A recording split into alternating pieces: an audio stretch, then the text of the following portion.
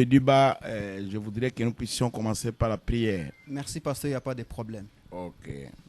Dieu notre Père Céleste, je me retrouve face au micro et devant plusieurs auditeurs. Je demande ta grâce et je te demande d'amener chacun quiconque m'écoutera à comprendre ce qui se passe sur la terre pour le moment, afin que les gens ne tombent pas dans le fanatisme. Que cela soit fait pour ta gloire. Au nom de Jésus-Christ. Amen. Amen. Messieurs, vous êtes à l'écoute de la radio RCM Orient TV. Recevez nos sincères salutations partout où vous vous ressourcez aux médias de l'épouse parole.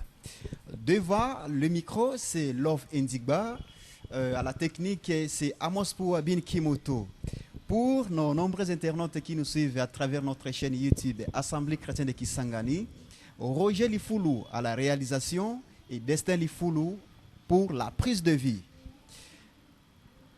6 avril 1909, 6 avril 2025, mesdames et messieurs, cela fait exactement 16 ans, jour pour jour, depuis qu'il naissait dans les collines du sud du Kentucky à 5 h du matin, dans une petite cabane aux États-Unis d'Amérique. Lui, c'est le prophète messager William Marion Branham, le prophète du temps de la fin, le prophète de l'Odyssée. Alors, plusieurs manifestations surnaturelles ont été observées au ciel et sur la terre lors de sa naissance le mardi 6 avril 1909. Cela montre que s'il était vivant aujourd'hui, il aurait 16 ans sur cette terre des hommes. Nous allons revenir sur cette émission face à face RCM Orient TV et le pasteur Christopher Kabamba Moussayan Tambwe. Il est responsable de l'Assemblée chrétienne de Kisangani, un temple du message du temps de la fin situé en face du bureau administratif de la commune Mangobo. Avec lui, il va nous dire qu'est-ce qui s'était passé exactement ces jours-là aux États-Unis d'Amérique. Il va aussi nous parler si réellement cette date mérite-t-elle être commémorée par nos églises locales. Bonjour, pasteur Christopher Kabamba. Bonjour, Job Duba.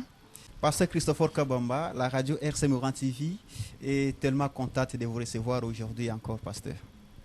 Oui, je suis aussi content de parler à la radio RCM Orient TV. Merci beaucoup, pasteur. Nous voulons juste savoir d'abord, pasteur, pour vous, que représente la date du 6 avril? La date du 6 avril, ça n'a pratiquement pas beaucoup de signification pour moi.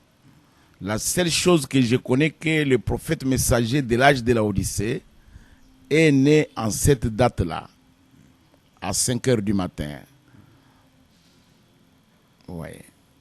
C'est tout ce que je connais. Ça ne signifie rien en dehors de ça. Pasteur, mais certaines églises du message du temps de la fin considèrent cette date du 6 avril comme étant une date qui marque la naissance du Messie. Oui, je crois que en quelque sorte, c'est une idolâtrie. Vous voyez, sur la terre, il y a des nations qui ont beaucoup de dieux. Si vous allez en Inde, vous trouverez beaucoup de dieux. Si vous venez au Congo ici, vous allez au Bas-Congo, il y a beaucoup de dieux. Vous allez au Kassai, il y a beaucoup de dieux. À l'Équateur, ici, ils avaient Balimbongue. Ouais. Donc, il y a des nations, des peuples de la terre aiment l'idolâtrie quand ils se retrouvent devant le surnaturel. Du vivant du Seigneur lui-même, quand il est allé à la montagne de la transfiguration avec ses disciples, celui qui avait été beaucoup plus frappé par cet événement-là, parmi les 3 disciples qu'il avait amenés, Pierre, Jean et Jacques, c'était Pierre. Il a dit comme ça, nous allons construire ici 3 dénominations. Une dénomination pour Jacques, une dénomination pour Pierre et une dénomination pour Jean. Oui. Il pensait même qu'on pouvait faire une dénomination pour Moïse, et une autre pour Élie, et une autre pour lui-même. c'est de l'idolâtrie. Mais Pierre avait été corrigé par Dieu.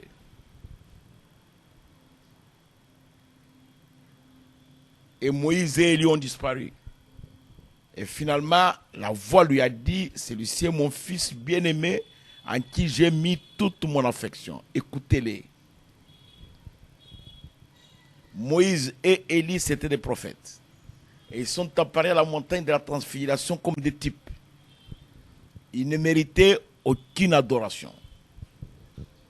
Celui qui méritait l'adoration, et l'honneur et la louange, c'était le Seigneur Jésus. C'est pourquoi Pierre, avant de quitter la terre, lui-même dit ceci dans 1 Pierre 12. 2 Pierre chapitre 1, verset 12. Je voudrais lire ça et je vais donner mon explication. Merci, pasteur. Voilà pourquoi je prendrai soin de vous rappeler ces choses. J'ai lu deuxième épître de Pierre, chapitre 1, verset 12. Je vais lire le verset 12. Je vais aller jusqu'au verset 21. Je commence. Voilà pourquoi je prendrai soin de vous rappeler ces choses, bien que vous les sachiez et que vous soyez affermis dans la vérité présente. Et je regarde comme un devoir, aussi longtemps que je suis dans cette tente, de vous tenir en éveil par des avertissements. Ça, c'est Pierre. Car je sais que je la quitterai subitement, ainsi que notre Seigneur Jésus-Christ me l'a fait connaître. Il avertit l'Église. Parce qu'à ce moment-là, il avait déjà le Saint-Esprit. Et tout homme sans Saint-Esprit, c'est un idolâtre. Il peut adorer n'importe quoi. Verset 15. Mais j'aurai soin qu'après mon départ, vous puissiez toujours vous souvenir de ces choses. Ce n'est pas en effet en suivant des fables habilement conçues que nous vous avons fait connaître la puissance et l'avènement de notre Seigneur Jésus-Christ. Mais c'est comme ayant vu sa majesté de nos propres yeux. Là, il montre que nous étions témoins là-dessus. Car il a reçu de Dieu le Père l'honneur et gloire. Car la gloire magnifique lui fit entendre une voix qui disait, celui-ci est mon fils bien-aimé en qui j'ai mis toute mon affection. Et nous avons entendu cette voix venant du ciel. C'est-à-dire, lui, Jacques et Jean étaient là, ils ont entendu la voix. Lorsque nous étions avec lui sur la sainte montagne. Il dit, et nous tenons pour d'autant plus certaine que la parole prophétique, à laquelle vous faites bien de prêter attention, comme à une lampe qui brille dans un lieu obscur, jusqu'à ce que le jour vienne apparaître et que l'étoile du matin s'élève dans vos cœurs. Sachant tout d'abord vous-même qu'aucune prophétie de l'Écriture ne peut être un objet d'interprétation particulière, car ce n'est pas par une volonté d'homme qu'une prophétie n'a jamais été apportée, mais c'est poussé par le Saint-Esprit que des hommes ont parlé de la part de Dieu. Voyez, Pierre donne des avertissements à l'Église pour qu'ils ne puissent pas prêter attention à quoi que ce soit, parce qu'eux-mêmes étaient à la montagne. Et Pierre a dit prêter attention. Quand cette gloire est descendue, Élie était là, Moïse était là. Il a prêté attention à Élie et à Moïse. Et au ciel, Dieu a vu ça. Et puis la nuée a disparu. Mais Moïse est parti, Élie a disparu. Le Seigneur Jésus restait seul et la voix est sortie. C'est mon fils bien-aimé, vous voyez, en qui j'ai mis toute mon affection. Pierre répète ça. Il ne s'agit pas d'un homme. Moïse était un prophète très grand, un prophète libérateur. Et Élie, c'était un grand prophète, un prophète de la restauration, qui remet toutes choses en ligne, qui rétablit la parole de Dieu. Pourquoi la montagne, Dieu ne leur a pas dit, écoutez Moïse et Élie. Il voulait qu'on écoute Jésus. Je dis bien, c'est de l'idolâtrie. Vous voyez, ils veulent donner des compliments au prophète Branham. Mais les frères Branham n'étaient pas le Messie. Les frères Branham étaient exactement notre messager envoyé par Dieu à cet âge-ci. Il n'était pas le Messie. Vous voyez. Hier, quand j'ai terminé l'enseignement des 6 sceaux, 7 sceaux, pasteur. de 7 sceaux, je vais dire, j'ai montré à l'église, dans le paragraphe 355 à 357, j'ai lu quelque chose pour l'église. Laissez-moi lire ça. Paragraphe 355. J'ai ici entre mes mains la révélation de cette sceaux, comme vous pouvez le remarquer. Écoutez les prophètes. Souvenez-vous, permettez-moi de vous exhorter encore. Ça, c'est le prophète Branham qui parle. Paragraphe 355 à 357. Permettez-moi de vous exhorter encore. Ne dites merci absolument à personne. Ne dites pas, ne pensez pas qu'un prédicateur ou quelque chose, un homme mortel, qu'il y ait quoi que ce soit de bon en lui, parce que ce n'est pas le cas. Peu importe qui c'est, il n'y a rien de bon dans aucun homme. C'est vrai. S'il y avait tout un tas de trompettes posées ici, et que l'une d'elles devait jouer une certaine musique, c'est l'homme. Ces trompettes, elles n'émettent absolument aucun son. C'est l'homme qui peut sonner de la trompette. C'est lui qui sait ce qu'il va faire, qui prend la trompette.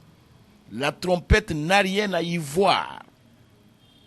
Le son vient de l'intelligence qui est derrière. C'est vrai. Donc toutes les trompettes sont pareilles. Tous les hommes sont pareils. Tous les chrétiens sont pareils. Il n'y a pas de grands hommes parmi nous. Nous ne sommes pas de grands hommes, de grandes femmes. Nous sommes tous des frères et des sœurs. Tous pareils. Dans la même catégorie. Quand il dit dans la même catégorie, tous nous sommes des pécheurs sauvés par la grâce. Suivez ça. Aucun grand parmi nous. Quelqu'un ne peut pas se faire plus grand ou un autre qu'un autre. Nous n'avons absolument rien à y voir. Non, messieurs. Mais nous sommes tous des êtres humains, c'est tout. Ne cherchez pas à interpréter les choses. Ne cherchez pas à faire quoi que ce soit de plus que de vivre une vie à rapprocher en donnant la louange et l'honneur à Jésus-Christ. Est-ce que tout le monde comprend ça? Maintenant, l'assemblée là-bas où il prêchait avait dit Amen. Et il dit, aimez-les de tout votre cœur. Est-ce que vous les faites? L'assemblée là-bas dit Amen. Vous voyez. Il a continué. Donc vous voyez, nous ne voulons pas dire qu'un homme est grand. Non, non, non, non. Un homme, quels que soient les miracles qu'il fait, il a fait descendre l'eau du ciel. Moïse a ouvert la mer rouge. Moïse entrait tout droit dans le feu. Alors qu'Israël restait ici en train de trembler. La montagne tremblait. Et il y avait des trompettes et des éclairs sur le haut de la montagne. Mais Moïse y entrait tout bonnement. Et Dieu lui-même nous a dit que s'il y a un prophète parmi vous, je lui parle en songe et en vision. Mais avec mon serviteur Moïse, je lui parle face à face, de bouche à oreille. Mais pourquoi nous n'avons pas cherché à connaître la date que Moïse était en Égypte? Aucun chercheur théologien n'a cherché ça. À chaque âge, il y a toujours le fanatisme. À chaque âge. Et nous sommes à la fin des temps, le fanatisme a doublé. Donc comprenez que c'est la tendance moderne. Et le prophète Branham n'est pas notre Messie, non. Vous voyez. Nous avons un seul Messie, c'est le Seigneur Jésus-Christ. Finalement, le monde a combien de Messies? Vous voyez. Nous n'avons pas 10 000 Messies. Nous avons un seul Messie, c'est le Seigneur Jésus. Retenez, mesdames et messieurs, célébrer la date du 6 avril comme état une date qui marque la naissance du Messie, c'est de l'idolâtrie, déclare l'homme de Dieu, Christopher Kabamba Moussa Yantamwe.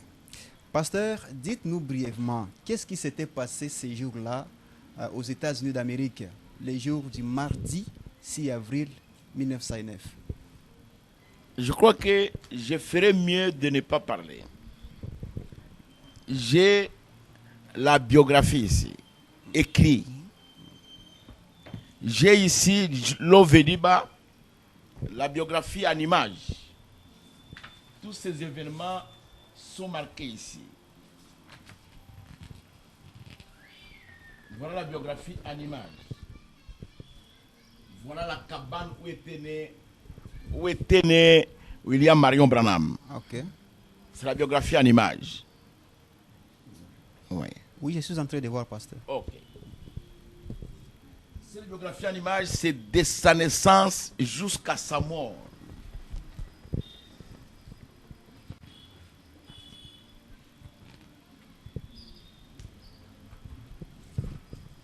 Vous voyez l'accident. C'est ça l'accident. Donc, voilà la tombe du prophète. Ok. Si vous avez remarqué, tout autour, il y a des cas, il y a des maisons. Ouais, ouais. Vous avez remarqué qu'il y a des maisons tout autour. C'était en pleine ville, pasteur. En pleine ville. Ah. Mais maintenant, les gens qui adorent cette date-là, je suis parti à Jeffersonville 3 fois. Je voulais m'imprégner de toutes ces choses. Et heureusement, je m'étais retrouvé là aussi à cette même date. L'autre fois, je me suis retrouvé à la date où on l'avait enterré. Ses enfants, ses propres enfants, sa famille ne célèbrent pas cette date-là. Je vis seulement Billy Paul et Joseph Branham. Le jour de la mort de leur père, ils ont pris des gerbes de frères, ils sont allés déposer à la tombe. Oui. Mais les gens qui venaient des autres nations, et surtout les Congolais, ils venaient là-bas, ils tombaient à la tombe, et puis ils s'agenouillent, ils commencent à prier. Et c'était terrible.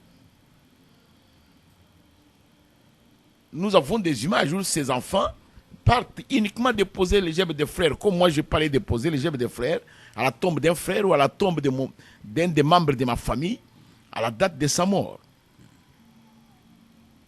Voilà, pasteur, je voulais savoir... Mais nous ne pouvons pas commémorer cette date-là. Maintenant, qu'est-ce qui s'est-il passé? Voilà. Là, je vous réponds avec la biographie du prophète. Oui. Dans la biographie, c'est même intitulé son enfance, sa naissance. Voilà. C'est le prophète qui raconte lui-même. Je suis né le 6 avril 1900. Je suis dans la biographie, page 11. Je suis né le 6 avril 1909. Dans une petite cabane là-haut dans les montagnes du Kentucky, près de Burkesville. Nous n'avions pas de docteur. Seule une sage-femme assistait ma mère et c'était ma grand-mère. Ma mère avait 15 ans et mon père en avait 18. Et pour cet événement, il s'était acheté une nouvelle salopette. Nous étions très pauvres, les plus pauvres parmi les pauvres.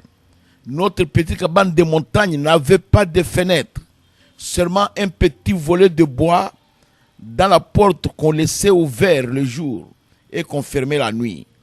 L'unique pièce où nous vivions n'avait ni tapis, ni même de plancher de bois. C'était seulement un plancher de terre battue, un dessus des souches posées sur 3 pattes. Nous servait de table avec des chaises faites de branches d'arbres.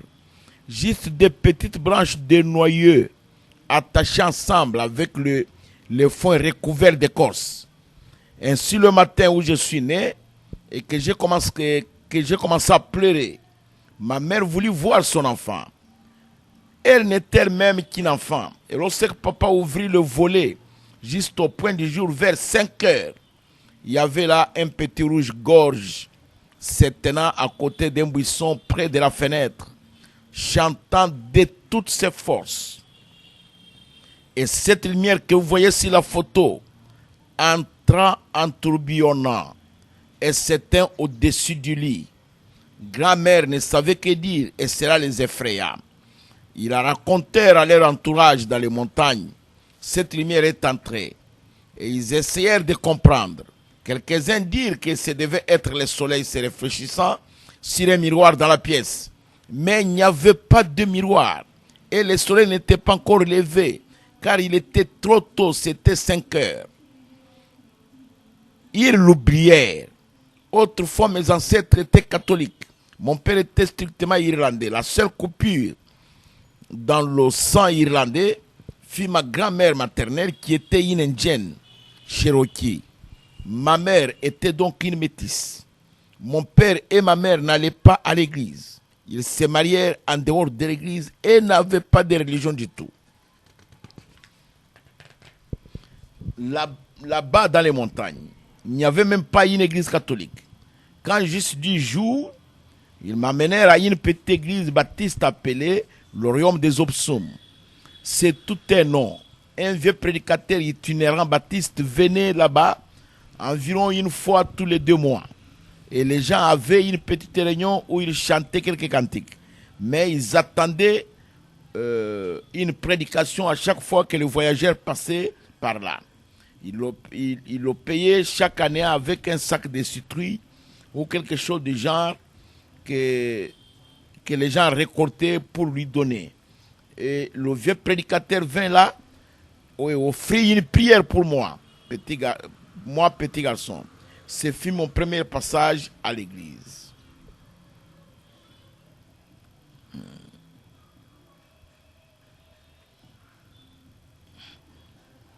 Vous voyez ce qui s'était passé le jour de la naissance du prophète, c'était ça. Et c'était son père qui lui a raconté cet événement quand il avait 3 ans. Et le prophète lui-même dit ici dans la biographie, il n'a jamais oublié ça. C'est pourquoi il écrit ça. Voilà ce qui s'était passé ce jour-là, c'était ça. Vous voyez? Les témoignages sont concordants. Ce livre ici, qu'on a écrit un grand trésor dans un vase de terre, est écrit par quelqu'un d'autre. Et dans ce livre, quand il commence toujours par la biographie de William Marion Branham, pour montrer que c'est un grand trésor qui était caché dans un vase de terre. Après la préface du livre, il commence par sa naissance le 6 avril 1909. Ouais. Il commence par là. Et il raconte la même histoire que nous venons de lire dans la biographie. Vous voyez. Il raconte ça. Maintenant ici, il raconte quelque chose. Il dit, nous étions très pauvres.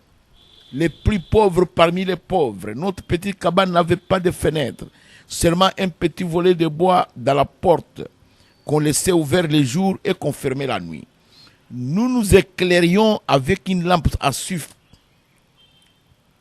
Ma grand-mère a servi de sage-femme. Ainsi, le matin où je suis né et où j'ai commencé à pleurer, ma mère a voulu voir son enfant.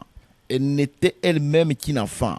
Et lorsque papa a ouvert le volet, juste au point du jour vers 5 heures, il y avait là un petit rouge-gorge à côté d'un buisson, près de la fenêtre, chantant de toutes ses forces. Alors ma mère m'a dit que cette lumière de la taille d'un oreiller est entrée en tourbillonnant et s'est arrêtée au-dessus du lit. Donc c'était une grande lumière, de la taille d'un oreiller. Vous voyez. Mes ancêtres étaient catholiques. Mon père était strictement irlandais. Ma mère s'appelait Harvey. Son père avait épousé une indienne Cherokee. Mon père et ma mère n'allaient pas à l'église. Ils se sont mariés en dehors de l'église et n'étaient pas religieux du tout. Là-bas, dans les montagnes, il n'y avait même pas une église catholique. Et cette lumière les a effrayés. Ils ne savaient pas quoi faire. Ils ont raconté cela partout dans les montagnes. Cette lumière est entrée. Et ils ont essayé de comprendre ce qui s'était passé. Certains ont dit que cela devait être le soleil, se réfléchissant sur un miroir dans la pièce. Mais il n'y avait pas de miroir et le soleil n'était pas encore levé car il était trop tôt. C'était 5 heures. Et puis ils ont oublié. Au bout de 10 jours, ils m'ont amené à une petite église baptiste. Comme je l'ai là-bas. Mon père était plutôt petit, trapu. C'était l'un des hommes les plus forts que je connaissais parmi les hommes de petite taille. Je me souviens que lorsque papa entrait pour dîner, il montre comment il admirait son père.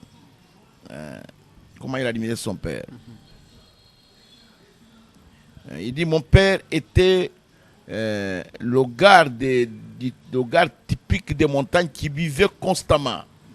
Il s'était trouvé mêlé à des gens qui tuaient les gens. Il avait un frère qui vivait à cette époque à Louisville au Kentucky. C'était le directeur de la scierie. Ainsi de suite, il a continué. Okay. Il dit, c'est à 3 ans qu'il m'a raconté ça. Il disait à ma mère que ce serait ainsi qu'elle aurait de ces nouvelles. Plus tard, nous avons déménagé en Indiana. Et mon père a travaillé pour un homme riche. Alors, son père lui a raconté ça depuis l'âge de 3 ans. Et puis, il dit, quand j'ai grandi, cela n'a jamais quitté ma mémoire. Et donc, il n'avait jamais oublié ça. Donc, vous voyez. Donc, il raconte même ici qu'à 3 ans, il dit, je devais avoir environ 3 ans et mon petit frère 2 ans. Avec mon jeune frère de 2 ans, nous étions dehors au fond de la cour et il y avait un appentis pour fendre et entreposer le bois. J'avais un gros caillou à la main et j'essayais de lui montrer avec quelle force je pouvais jeter ce caillou dans la boue. Là où une source était sortie de terre et avait rendu le sol boueux.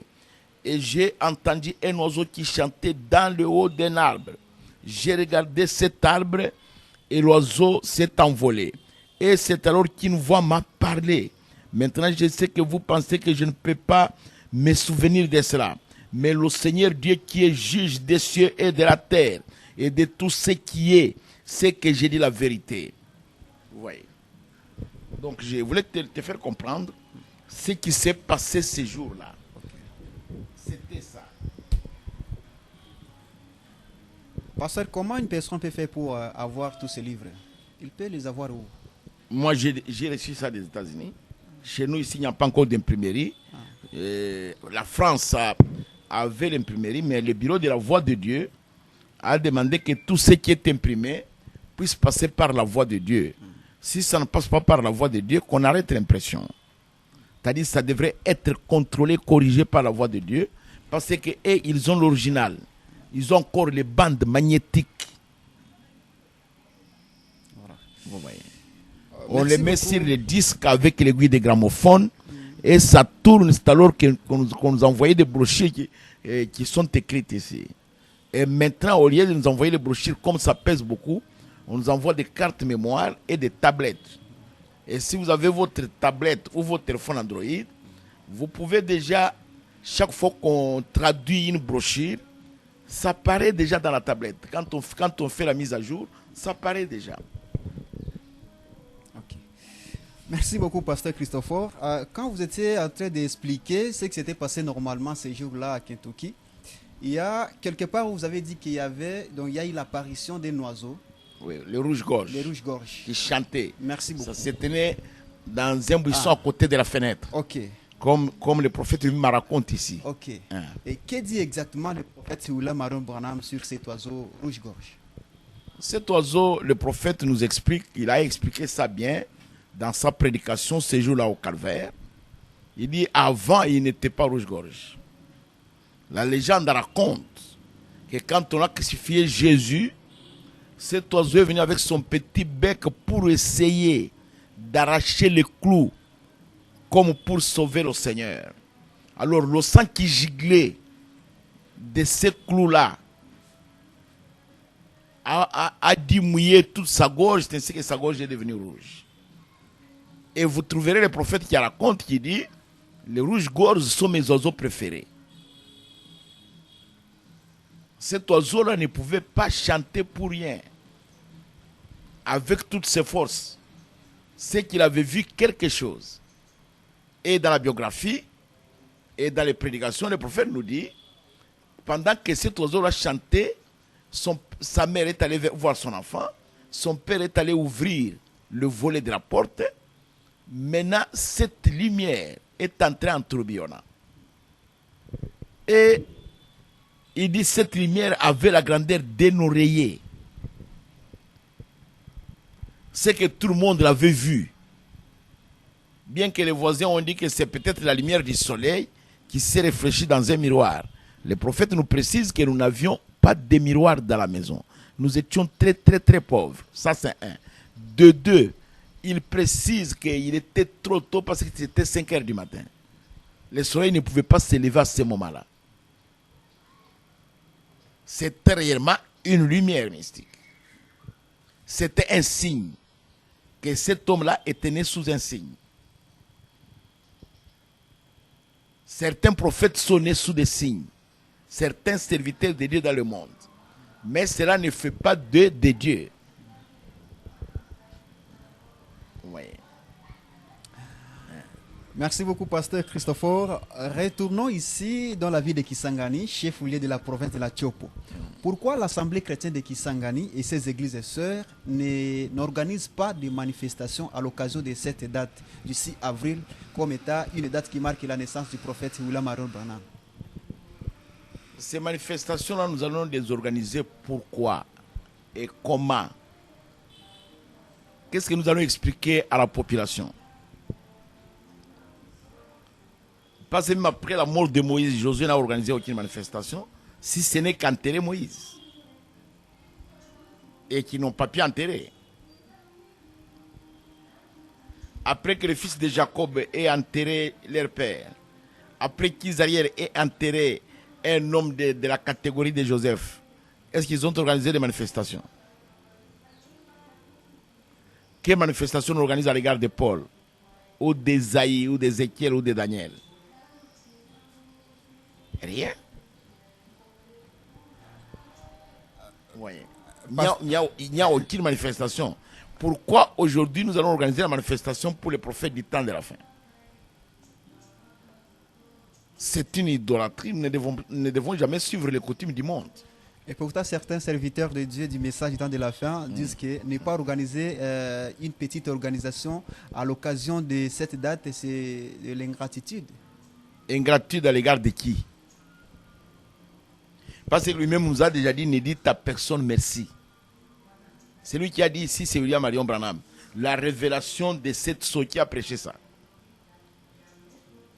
C'est moi ou c'est lui? Ou c'est un apôtre quelconque? C'est le prophète William Marion Branham qui révèle ici le mystère de la parole. Donc c'est de l'ingratitude à l'égard de qui? Nous nous disons merci à Dieu de nous avoir envoyé un prophète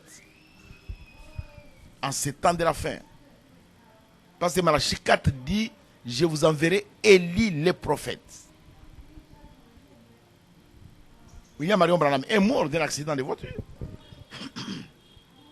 Mais Élie est monté au ciel avec tout son corps. On lui a envoyé un char de feu depuis le ciel.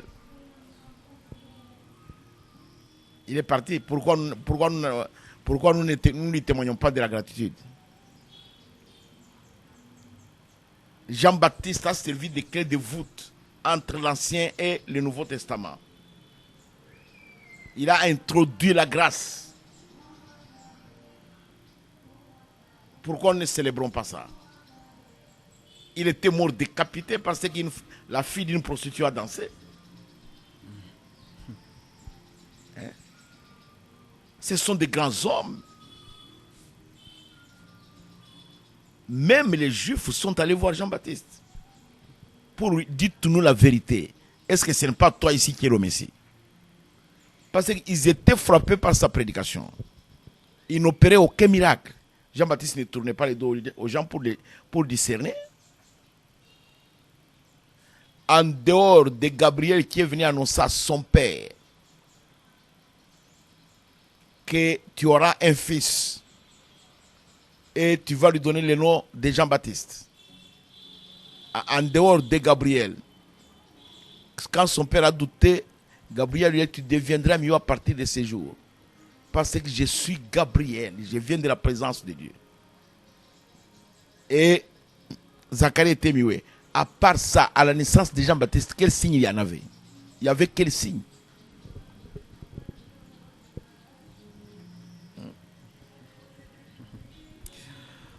Merci pour beaucoup, Moïse, pasteur. pour Moïse, la colonne de feu, ce n'était pas.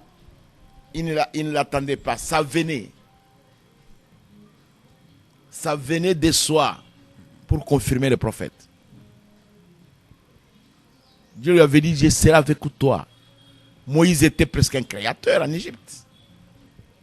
C'est lui qui a créé des poux, des grenouilles, et tout ça. Il a changé l'eau en sang.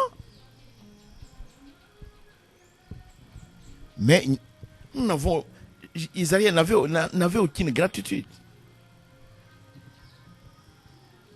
Nous allons lui témoigner quelle gratitude. Le prophète nous interdit ça. C'est de l'idolâtrie.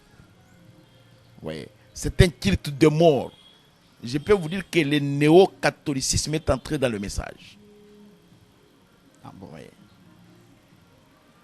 Il veut témoigner de la gratitude à Pierre, à Sainte Marie, parce que c'est elle qui a mis au monde le Messie. Elle n'était qu'une incubatrice.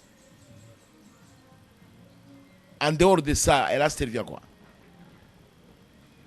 Pasteur, mais le prophète Branham voulait quand même que les gens organisent, fêtent son anniversaire, organisent quelque chose à l'occasion. Mais il était vivant.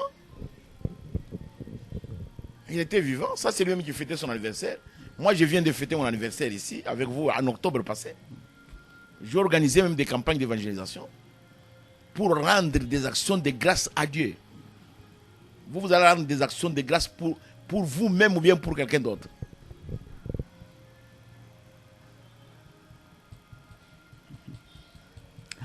Le prophète William Mario Branham est né exactement le mardi 6 avril 1909 à 5h du matin, pasteur. Et il y a eu l'apparition de la colonne de feu, n'est-ce pas?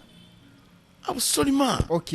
Alors, en lieu et place de commémorer la date, on pouvait quand même commémorer le retour de la colonne de feu, pasteur. Pourquoi nous allons tomber dans un tel fanatisme? Ça, on organise maintenant ce sont des dénominations que vous voulez former. Oui, la descente de la nuée. C'est comme si la nuée, c'est la première fois qu'elle descend. Alors qu'elle a commencé à descendre depuis du temps de Job. Job, Dieu lui parlait par des visions. Et Dieu venait vers Job en tourbillon. Comme la lumière est en train de tourbillonner dans la petite fenêtre de Branham et la Branham. Oui. Qu'est-ce qu'il y a si Dieu montre un signe? Nous allons adorer ce signe-là. Pourquoi? La voix sur la sainte montagne a dit, celui-ci est mon fils bien-aimé en qui j'ai mis toute mon affection. Écoutez-les. C'est ça la voix. Cette voix-là, c'était la voix de Dieu. Vous voyez l'Ovediba? Oui, pasteur. Nous ne voulons pas tomber dans le fanatisme. Paul a vu cette lumière et ça l'a aveuglé comme une chauve-souris. Même les gens qui étaient avec lui n'ont même pas vu la lumière. Ils ont entendu la voix. Personne d'entre eux n'est tombé sous les sables du désert. C'est seulement Paul. C'était destiné à Paul. Oui. C'était destiné à Paul. Est-ce que tu m'entends moi faire le bruit sur la nuée qui est apparue sur le stade Coca-Cola, le stade Coca-Cola là-bas, à la commune de Kisangani? Je ne fais pas de bruit. Dieu est venu simplement pour confirmer le ministère. Il est venu pour confirmer que c'est son œuvre que nous faisions. Les musulmans eux-mêmes, ils ont vu ça. Les musulmans ont des témoignages plus éloquents que nous en avons. Là-dessus, l'air chez ici, il a dit qu'il y a kazi ya kidini, il y a kazi ya mutu. Ce qu'on appelle en Swahili kazi ya kidini, c'était un travail de sacrificateur. Il dit Mungu ye peka na oneshi mastajabu. Et puis c'est tout, dans l'air Swahili. Les musulmans parlent mieux que nous. Mastajabu, c'est-à-dire au-delà des miracles. Donc, c'est-à-dire c'était prodigieux. Ah. Mais alors, là, l'Ovediba, nous n'allons pas commencer à adorer les 10 mars. Je sais que Dieu a fait quelque chose, mais ça ne doit pas devenir l'objet de publicité. Vous voyez? Je ne vais pas en faire l'objet de publicité, ou ça ne fait pas de moi différent de vous. William Marion Branham nous dit, je suis un pécheur sauvé par la grâce, je suis votre frère. Et nous voulons le diviniser. Ça ne peut pas aller. Oui. Lorsque la nuée est descendue, du temps de Moïse, il y a un souvenir dans l'Ancien Testament, dans toute la Bible, où Israël célébrait cette nuée. Il n'y a pas un signe. Et pourtant, c'était visible. Tout le monde voyait ça. Dieu convoquait Moïse de temps en temps et cette nuée descendait. Tout le monde voyait ça. Même quand Josué restait, il n'en a jamais parlé. Lisez le livre de Josué. L'Ancien Testament n'en parle même pas. Moïse lui-même vivant n'en parlait plus. Seulement le jour de sa mort qu'il a rappelé à Dieu que tu as commencé à montrer ta gloire à ton serviteur depuis notre sortie de l'Égypte.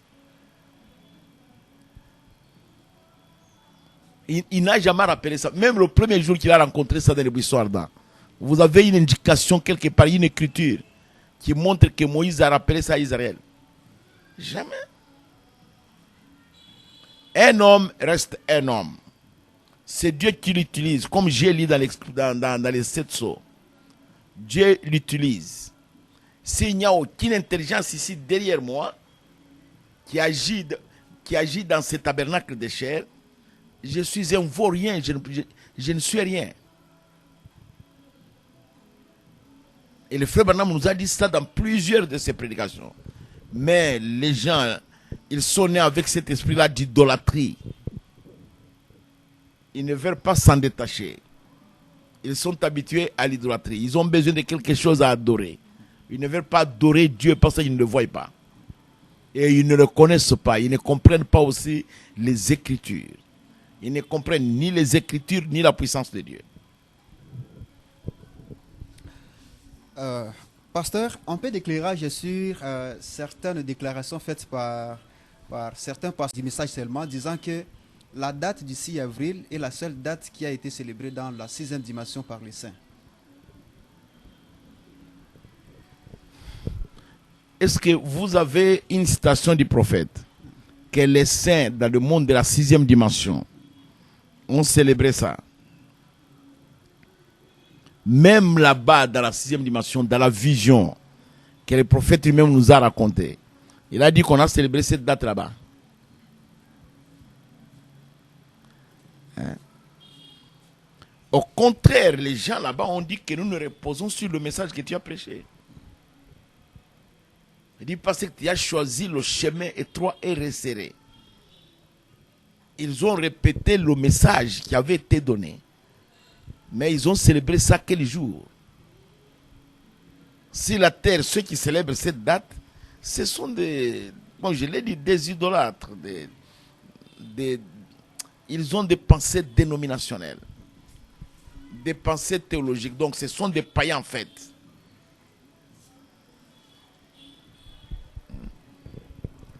Toute notre adoration, toute notre célébration doit à la Christ.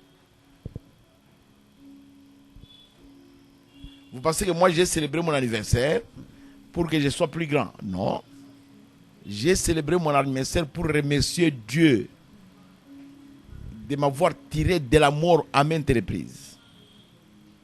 Parce qu'il n'y avait aucun espoir que moi, je devrais totaliser 70 ans sur la terre.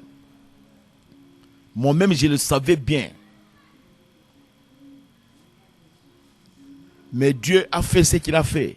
Je devrais ne fût-ce que le remercier.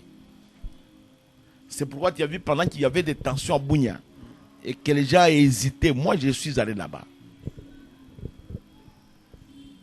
Vous pouvez demander à Roger Lifoulou, il vous dira. Toi-même tu es à Bunia. Oui, pasteur. Et tu as vu la tension. Oui, oui. Mais nous sommes allés là-bas. Oui. Ok, nous sommes arrivés à la fin de notre entretien, pasteur. Merci Lovediba. Ah. Que Dieu vous bénisse, que nos auditeurs qui nous écoutent, nos chers internautes, puissent comprendre que aucun croyant du message, un vrai chrétien, ne célébrerait la date de naissance d'un homme qui qu'il soit prophète, apôtre, pasteur ou qui, quelle que soit sa grandeur, quel que soit ce que Dieu fait avec lui, il reste un mortel comme nous tous. Il est né conçu dans l'iniquité. Il est venu au monde proférant des mensonges comme tout le monde. Vous pouvez bien nous dire que Dieu avait interdit à Frère Branham de boire, de fumer et de suer son corps d'une quelconque manière. Mais il était un homme. Quand sa femme et sa fille sont mortes, il allait se suicider. Mais c'est Dieu qui n'a pas voulu. Il était un homme. Oui. Il allait se suicider, mais c'est Dieu lui-même qui n'a pas voulu. Vous ne lirez jamais un passage des Écritures où le Seigneur Jésus a voulu se suicider lui-même. Hein? Même quand il a vu la coupe de toute la souffrance qu'il devrait subir, il a dit, non pas ma volonté, mais Père, que ta volonté soit faite. Si cela est ta volonté, que cette coupe s'éloigne de moi. Mais que ta volonté soit faite. Est-ce que c'est le cas de William Marion Branham? Nous sommes des mortels. Vous comprenez? Je peux prendre seulement la Bible, vous montrer que nous sommes des mortels, sans même toucher au message. Le Seigneur Jésus n'est allé nulle part assister, faire une oraison funèbre. Il ne l'a jamais fait. De son vivant, il n'a pas fait une oraison funèbre. S'il est allé pour voir Marthe et Marie, c'est pour assister leur frère. Il a rencontré le fils de la veuve de Naïn. Il l'a ressuscité. Vous voyez. Il est allé chez Jarius, c'est pour assister sa fille.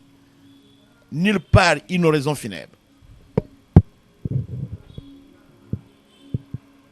Mais le frère Branham assista à combien? Même dans sa propre famille, il assista à combien? Donc vous comprenez que c'était un homme comme nous. Ce qui se passe aujourd'hui, Lovediba, je répète, c'est de l'idolâtrie. Et ce sont des dénominationnels. Ils ont les brochures du prophète à la main, ils ont le message entre leurs mains, mais ils deviennent des néo-catholicistes. Qu'est-ce qui est différent dans ce qu'il fait là, avec ce que les kimbanguistes font? Les kimbanguistes maintenant célèbrent la date de naissance des choses de Simon Kimbangu. Simon Kimbangu. Parce qu'ils le considèrent comme leur messie. Et c'est tombé exactement le 6 avril aussi. Oui, exact, c'est ça.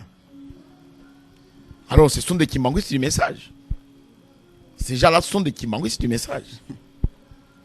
Moi, je ne vais pas entrer dans cette catégorie-là. Oui.